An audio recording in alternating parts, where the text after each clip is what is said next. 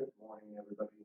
Thank you so much for being here, taking this opportunity to be able to explore, no pun intended, but explore a little bit of our school resources that we have that we're not utilizing as much as maybe we should be utilizing, especially when it comes time to being able to analyze our students' performance and try to get a feel for where they are academically and where their weaknesses are.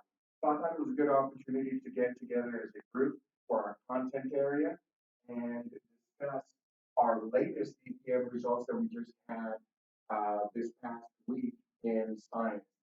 So once you are, I know everybody knows how to access scifair.isd.schoolnet.com. You would log on to that particular website. And while you are doing that and getting onto that location on the internet, I'm going to go ahead and pass this out for you.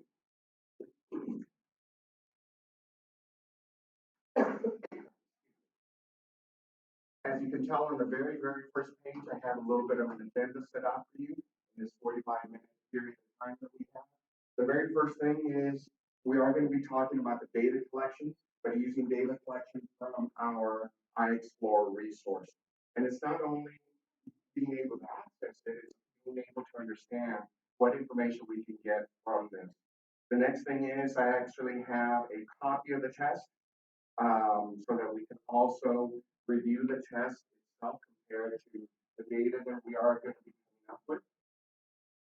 And lastly, we also have a student sheet because obviously this training is all about the teachers taking ownership of the information of the data that we can collect from this type of testing and being able to deal with it and being able to come up with solutions for those areas where it's needed. And then we'll obviously close with some questions. And did I already mention that we also have on the handouts a student performance sheet where the students can also analyze their own performance. It's not just about the teachers taking ownership of the data, but it's also about the students taking ownership of the data as well and realizing where they are weak so they can focus their attention in that area. So here, ladies and gentlemen, when we do get to our main page of iExplore, you can, all you have to do is scroll down to see your options. I'm going into my first science class here since we are talking about a science EPM. And since it's the most recent test, this one is going to pop up first. So here we get a quick glance, a very interactive way of visually seeing our performance level. And in this particular class, there was 75% of all the students were proficient. The green area represents those students. Usually it works with, we get to, by hovering over each area, it'll tell you the grade range. Here we see that the green represents grades anywhere between 85 to 100%. The yellow represents anywhere between a 70 and 84.9%. Orange represents anybody between the range of 50 to 69.9, and the red, which we definitely don't want to be there, is any category or any students that fall under the 50%. By just scrolling, you see the names of the students at all listed by their academic performance, by their grade level, from highest to lowest. But what I'm going to ask you to do is you can also go to test summary. Test summary. This also presents it to you, and this has a corresponding page for you.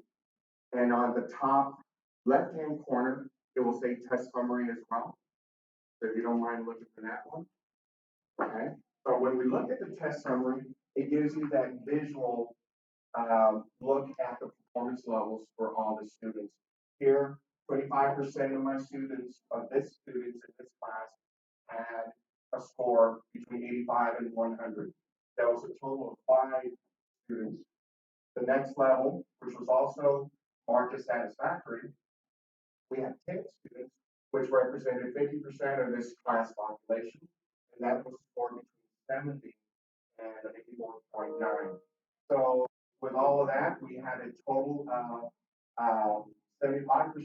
students having that 70% or higher achievement.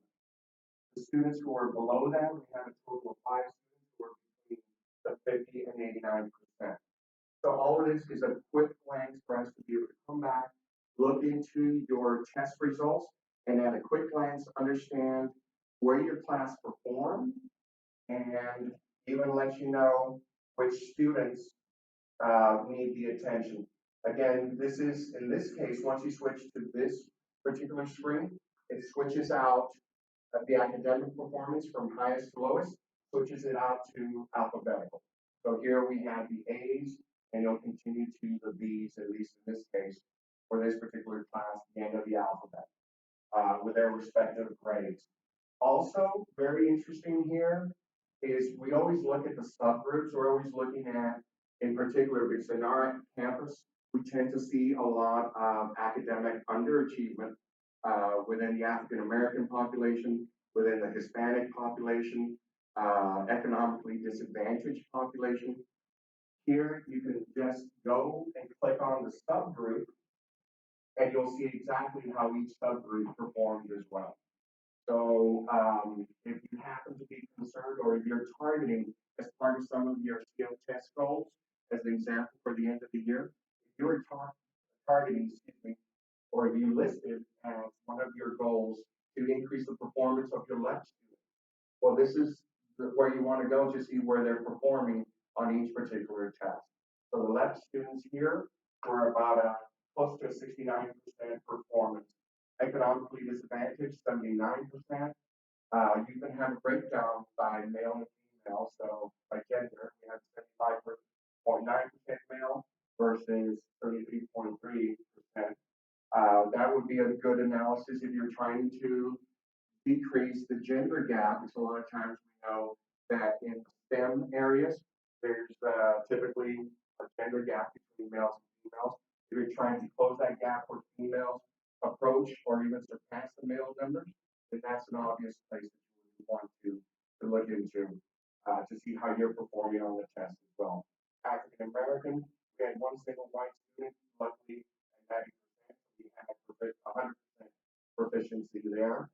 And it's also important to note that we can have double dippers in this category as well. So we can have obviously a male who is economically disadvantaged, that's a left student as well, who happens to be of the Hispanic ethnicity. So we can have double or more dippers in here. What I also like about this, oh, and it also gives you the visual performance level of each of those groups as well. What I like about this as well is that here you can see at a quick glance what the standards are, what we were testing on this particular DPM, and they're all listed here. And I'll show you a little bit more in detail in just a little bit how else we can go into detail when we're looking at the standards. But if you want to know exactly what the standard was and how they performed, we had a total of 8 questions here for standard 4.5A, which is measuring, comparing, and contrasting physical properties of matter, including mass, volume, and states, temperature, magnetism. And we were at an 81% level in that particular case. I know there was something else I was going to mention here. I'm doing quite a bit of talking, and obviously when we're doing some type of training like this, it's not about one-sided communication. It's about stopping and reflecting to see how we can, as a group, take advantage of something like this. Up to this point, maybe this is a good point to digest what we've discussed up to this point and ask, does anybody have any questions? You're more than welcome to ask them. So with the subgroup, we'll go back to that for me, please. Just for that little tab where it says All right, no, that's fine. That's good.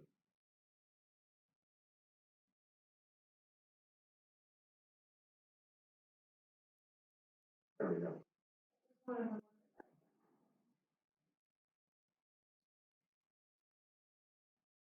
So all the subgroups are listed here. In this particular class, we did have Asian and Native American groups as well.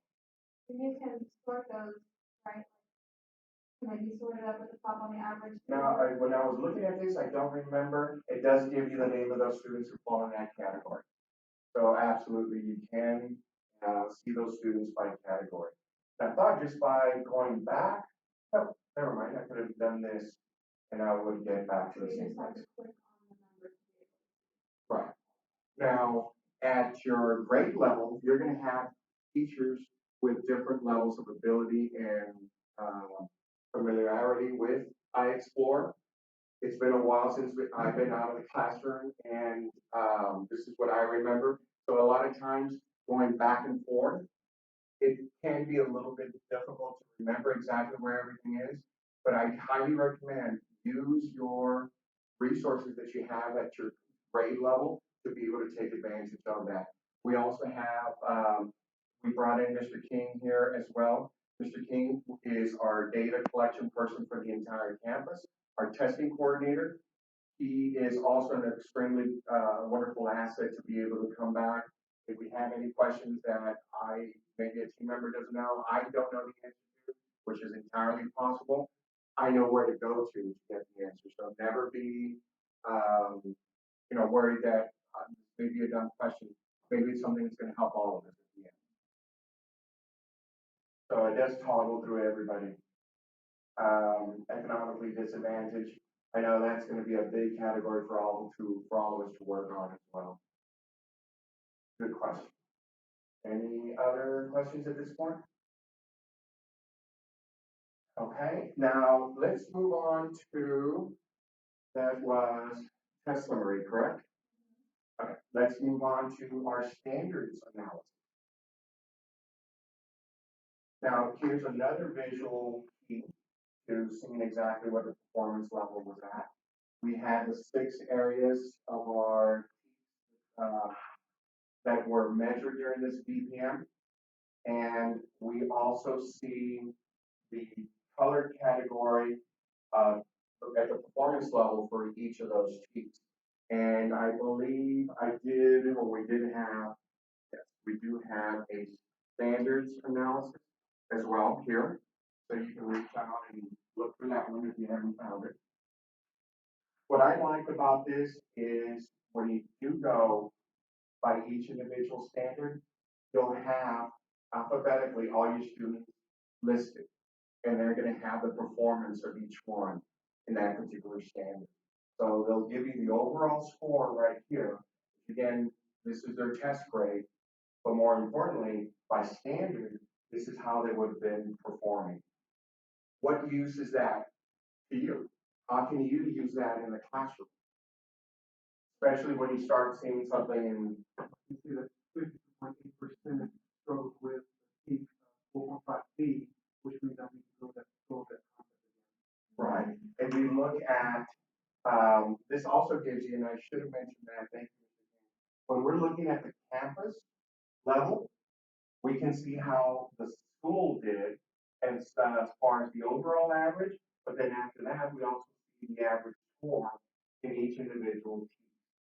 So we do see that in this particular team, we were at the lowest, 53.8, in addition to second lowest being 4.6.8, which we came in at a 56%.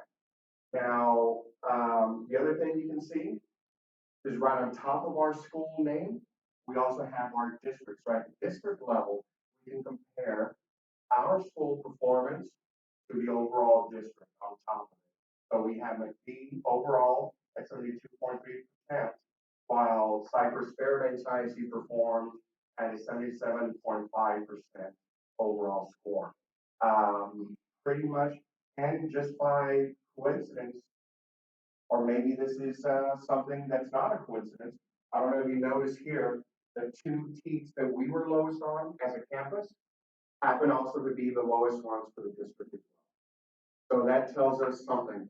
A lot of times what we should look at as teachers is, did I fail to communicate something well enough to the students and that's why they didn't perform as well there?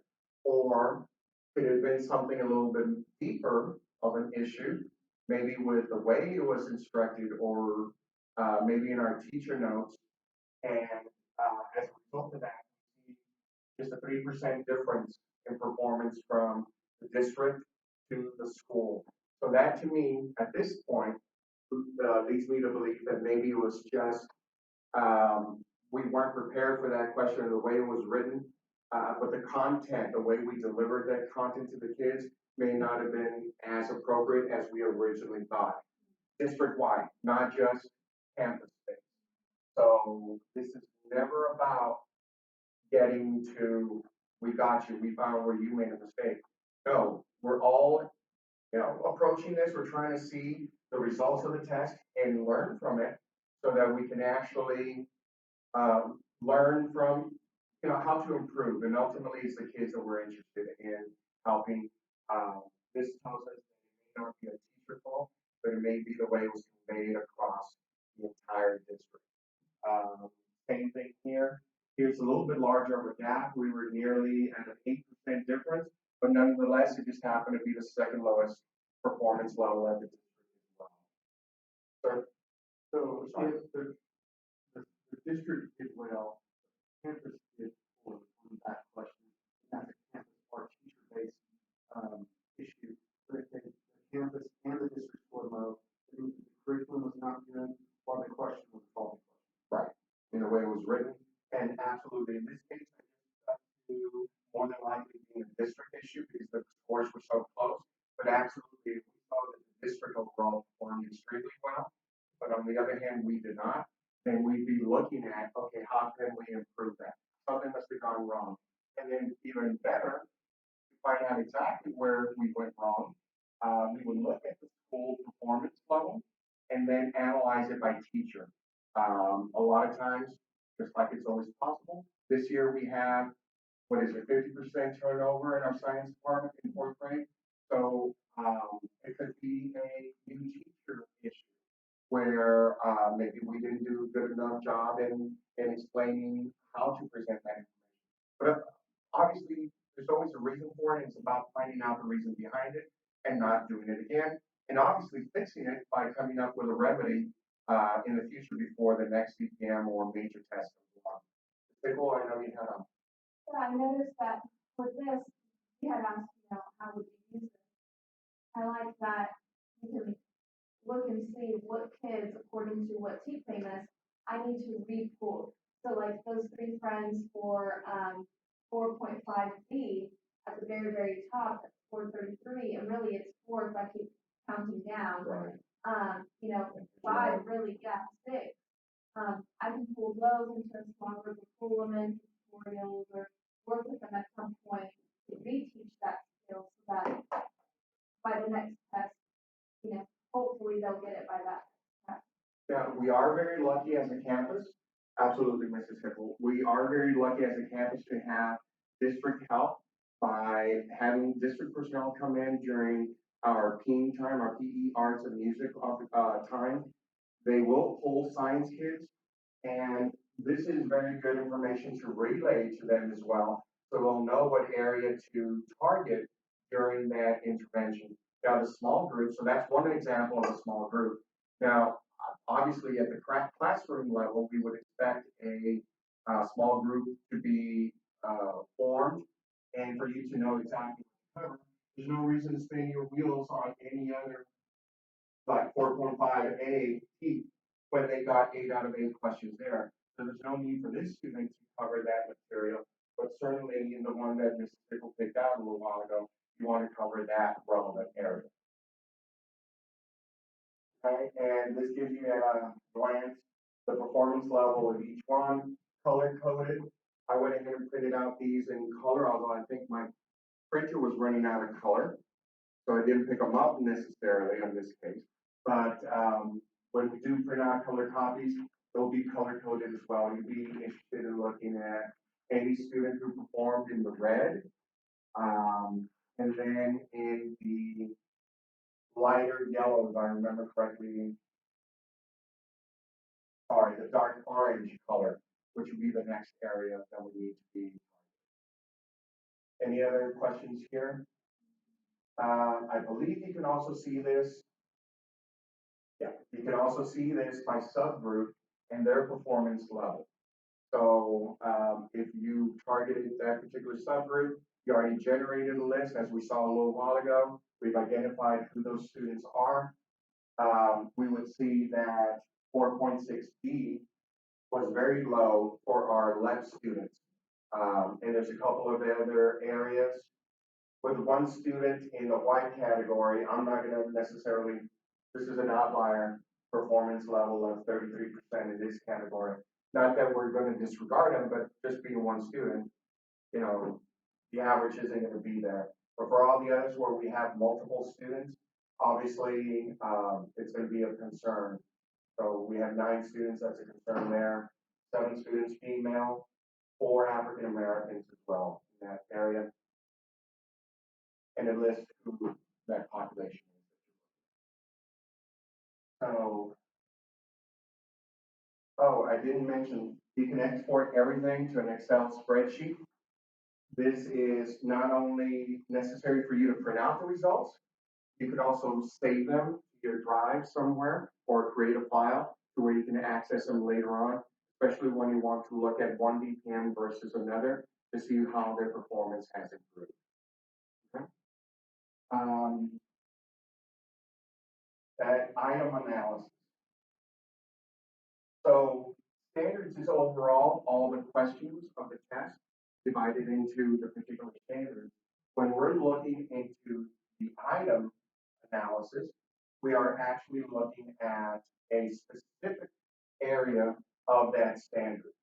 So once you click on that, it gives you what the correct answer was. It's annotated with, well, I guess it's a little asterisk or something there that tells you, and of course in color, that it's the correct answer. You see it in color here.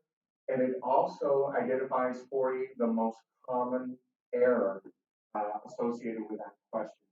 So how can finding out what the most common mistake be helpful to you as a teacher? And when we look at something and we realize that the most common error was so high, in this case, it's not too bad. We're only looking at 5% deviation. But what would be the advantage of looking at a high number? Or recognizing where the students didn't perform well and they chose the wrong answer, especially if it's a high percentage of that particular area. Yeah, you can definitely see what their misconception was. The only thing the program does not do for you is break it down into what the questions actually were presented to you on the test. That's the reason why it's always good to have a copy of the test and look at it from there so you can see how the question was worded. And maybe it was the answer choices that was the issue with the test. Maybe it was a language issue, especially if it was high for the left population. All of those are certainly possibilities when you look at something like that. Hopefully I didn't go back to the very. Yep. And did I also have an item analysis for you? No, I don't think I did, but we'll get to that student performance in just a little while. Here, this also gives you a listing of the students and where they performed well. Anything with a check mark are those questions that they, self-explanatory, they did well. Anything with a letter that's in red is an area that they got incorrect, and the correct answer is given for you. Is that right, Mr. King? Is that the correct answer, or is that's the answer they chose? So, looks like this question here has a lot of red.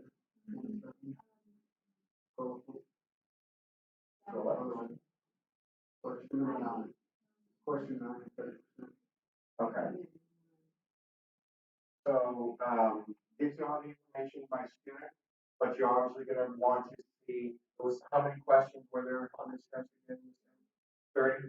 So it should give you, if you scroll all the way to the left, we'll have all 30 questions there. The point value, each one were weighted the same. And across the top, it'll tell you where they performed. So you mentioned this one, Mr. King, item 9, 30%. And 19 was at 50%. Then followed by, there was 20 at 50% as well. Now, at this point, I would say maybe we should look at those questions to see if there was any particular issue and to see if there's any common areas with the other classes as well. So item 16, is that the lowest 16? No, item 9. I already noticed something about question. Yeah, the spring scale. Too many parts to that illustration and the answer choices were very confusing, would you say, for a student to understand? So I can see how each one sounds like a possible answer for them. But they have to finish reading. It looks like they all say pull, but each one was pulling something different in the answer choice. So they had to be very familiar with what you had to do in that experiment to be able to identify what the answer was. Then you can recognize the variable with different types of wood. This student picked different types of wood. When it was the same type of wood. So the only variable is the control. They need to know that they need to go through some Right. Which means that they also had to interpret the illustration better too, because it didn't say a totally different material like wood and plastic. They both indicated wood, but also they both clearly indicated that they had a brick of different mass. So it's also interpreting the illustration to the wording itself. So to be able to come up with an answer like that. So that's something that we're going to have to work on. It's probably more exposure to experiments, I would say, in order to be able to come up with the rationale behind that. After 9, we said 19, 16, and 40. Another graphic involved here. Okay, this one is using magnets being held at different heights above a table. And the numbers, I think I see what they did here. They saw the numbers with the unit being the inches, and they automatically related it to the length versus distance. So they really have to understand it's also a comprehension problem, would you say?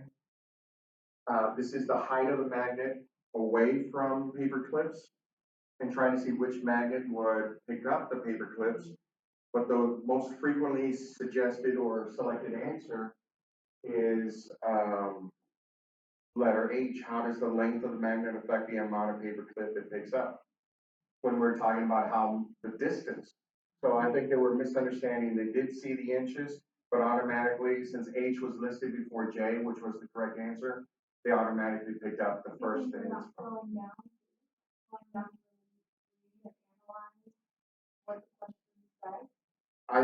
In this case, definitely, and I know that there was an accommodation for this particular student, but he didn't use any of the strategies that particular teacher has been teaching them to use, and they went ahead and just chose an answer.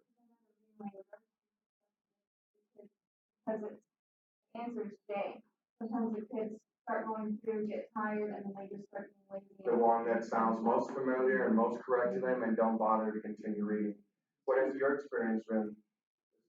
Sam, if you want to come back to this, do you think a lot of times kids just pick up on what they recognize first, or?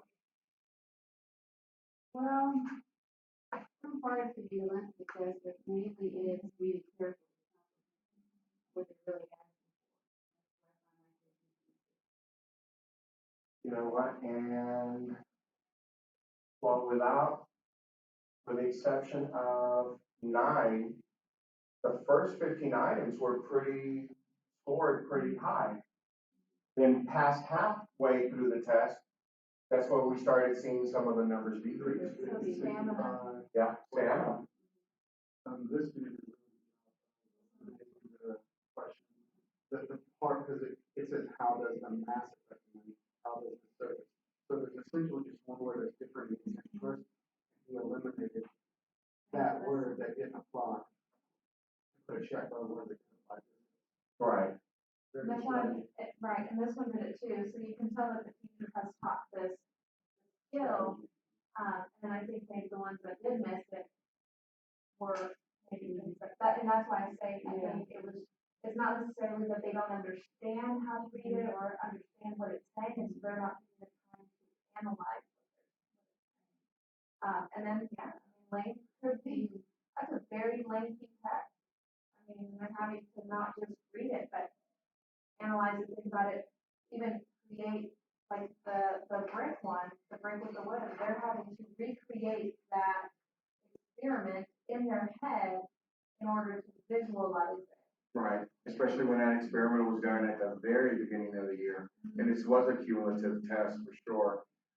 What I also found interesting was that, well, just going on to the stamina related to the kids. And we haven't had any tests that were at this length before. All our math tests are reducing the number of questions on the math test. I don't know if you all knew that or not. They're reducing the length of the questions so that they can finish within a shorter period of time. But it's at the expense of stamina. Are they building up that stamina for the future? Especially when we start talking about our benchmarks and obviously the main test, the STAR test coming up, and it's 4 hours nonstop. So that's something that we have to discuss to see how we can actually improve that area. I know there was another area, let me see, was it that if I did that?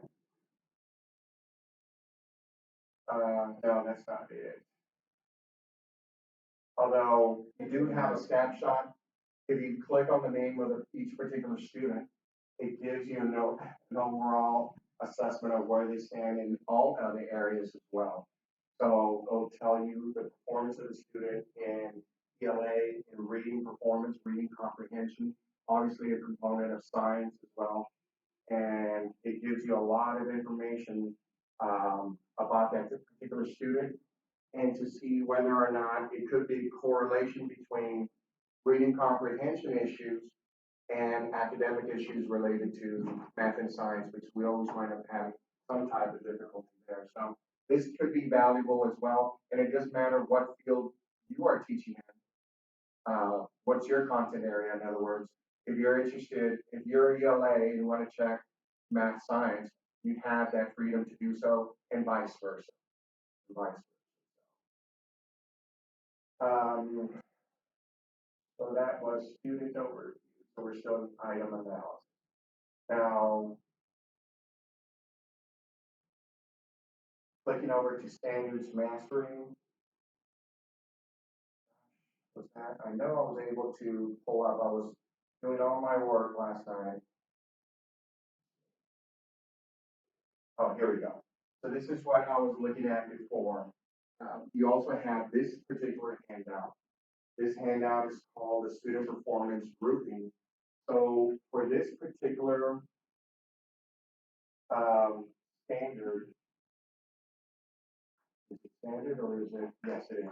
Okay, each particular standard, it will break it down and actually identify those kids. So here's just a simple report that I was able in a snapshot to be able to see, okay, these were all performing well in that area.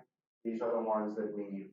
You can have all 6 of these pages, which is, perfect again for groupings, review, trying to tutoring.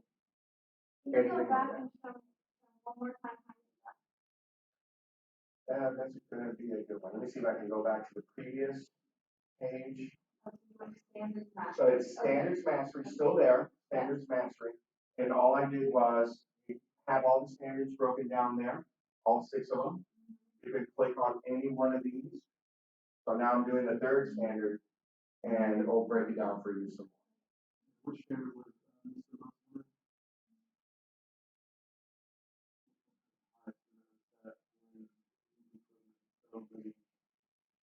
The last one? The yeah, it does look like it would be. You would see how he's pulling, or, 4.5 feet. so Because we these, have only 5 in excellent, 0 in satisfactory. yeah, because this is 12, right? Between needs improvement and excellent.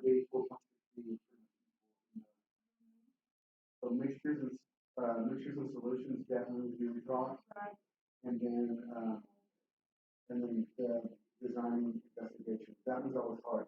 Mixtures and solutions, they think it's two separate things, they don't realize the solution is a special kind of mixture. And I think it's also interesting that you bring that up, because once we take a look at it, even analyzing when you're talking about pulling or designing an investigation, it requires a lot of reading comprehension. So it's taking that time, making sure they understand it, and interpret the graphics that's provided to the words.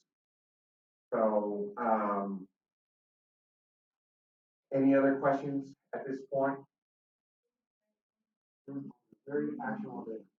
It is actionable data, because this is our latest test. This is what we're gonna have our data dig as soon as we get back. This provides us, we're doing a lot of our data analysis manually at this point. So that's the reason why not that I don't want to rely on me doing it myself, but if the wheel's already invented, why reinvent it?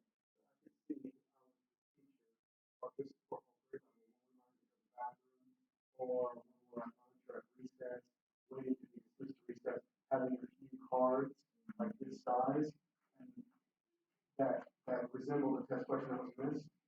Like, is this a mixture solution? Why? And is this a mixture solution? Or, showing a card with an investigation or experiment, saying what's the variable, what are the controls? Right. What's the mixture, and what's the variable, what's the controls? Just to reteach those concepts, because you have to keep going. Without having to have to do And- many lessons. And even worse yet, they changed the teach to where you don't even discuss variables or controls anymore. So now the challenge is being able to get them to see it without necessarily including that vocabulary, but still getting the idea across. The other thing, we do have new technology available as a campus. We're lucky enough for the campus to purchase Education Galaxy. I couldn't think of the name completely. So this is another area. If we know they're weak here, assign that assignment on mixtures and solutions.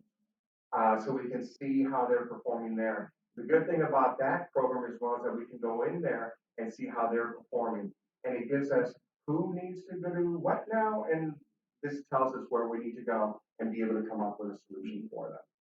And see progress or lack of progress, and then still come up with more remediation. So it's just all, and it's not that one person has all the information to this. It's a matter of everybody working together, collaborating to be able to come up with a solution for all our kids, throwing this together. If there's no more questions, then thank you so much for your time. Thank you.